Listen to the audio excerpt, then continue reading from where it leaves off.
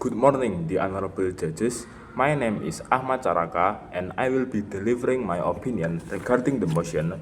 This House will prioritize preserving cultural tradition even at the cost of slowing social progress. Now, ladies and gentlemen, I would like you to first imagine what if you wake up and you lose your language, you lose your land, and you lose all your cultural tradition because of social progress without any supervision or preservation to the cultural tradition itself. Now, we don't want to lose our identity, right? And that is why this house would prioritize preserving cultural tradition even at the cost of slowing social progress. Now, I would like to context first what is cultural tradition and what is social progress itself. Well, cultural tradition is a completely unique tradition that is accumulated through experience, and there is a reason behind the creation of such tradition that is passed down through generation. And this tradition includes beliefs, ritual, and other things such as houses or even culinary food.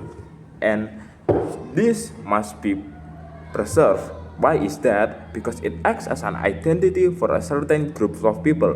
For example, this Baduy groups from Indonesia, and in this example, in the province of Aruna, the people of Kairan community with their Roma adat system. Now, social progress itself is a progression on the people itself regarding the individual land rights, neutral gender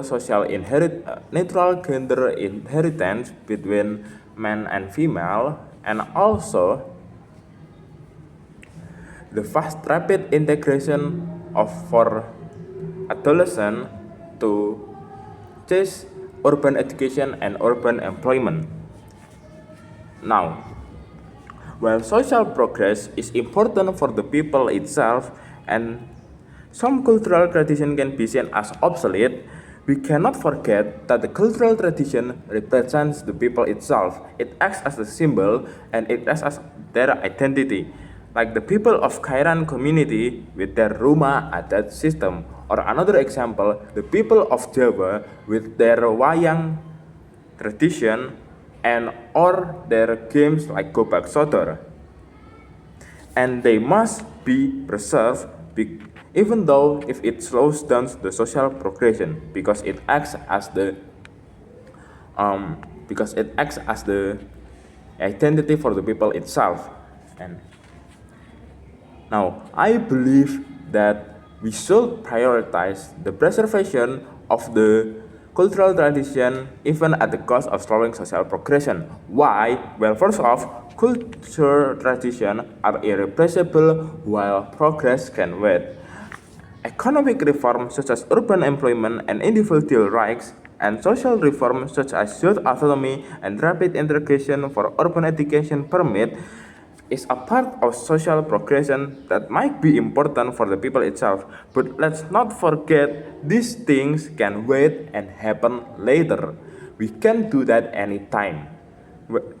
We must focus on the preservation of the cultural tradition itself first because cultural tradition is a centuries experience or doing that is accumulated into a tradition by the past people for hundreds or even thousands of years. So when it's lost, it's nearly impossible to restore. If we prioritize on the preservation first before we do the social progression like economic reforms or social reforms, we can preserve their identity, keep their unique symbol and representation, while at the same time we give them the economic reform, the social reform, and the social progression so that they can modernize and keep up with the world too, and it can also impact on them positively because at the same time we're protecting their identity, they do not lose their identity, and they're also progressing socially.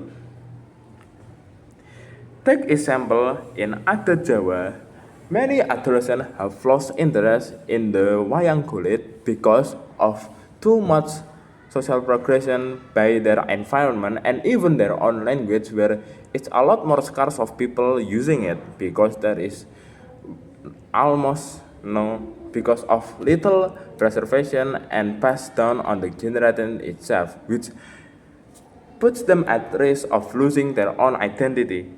And another clear example is in the information slide, the Rumah Adat system by the Kairan community. If we One of the social progression mentioned the freedom of the younger people to chase urban education and employment.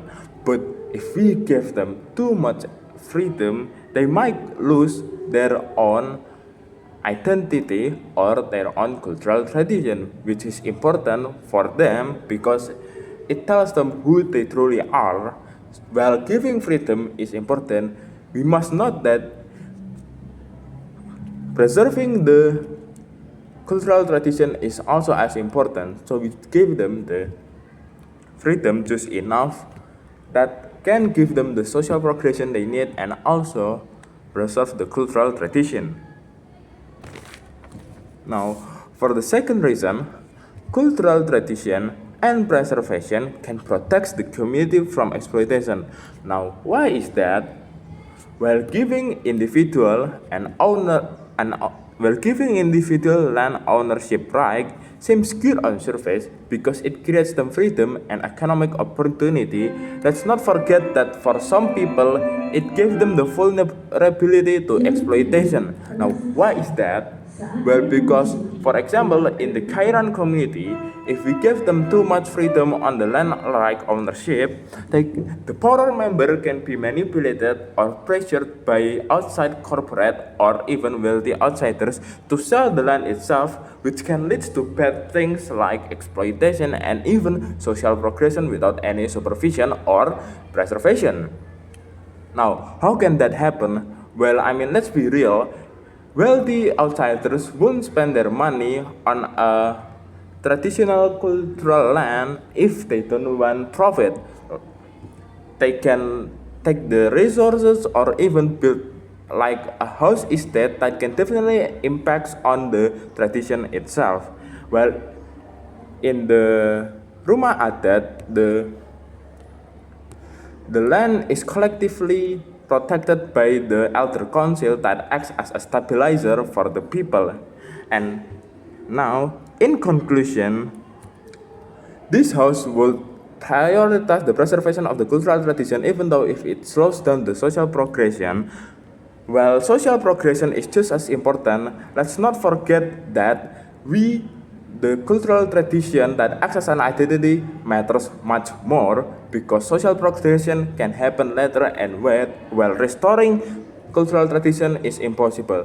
That is nearly impossible. That is all from me. Thank you and have a great day.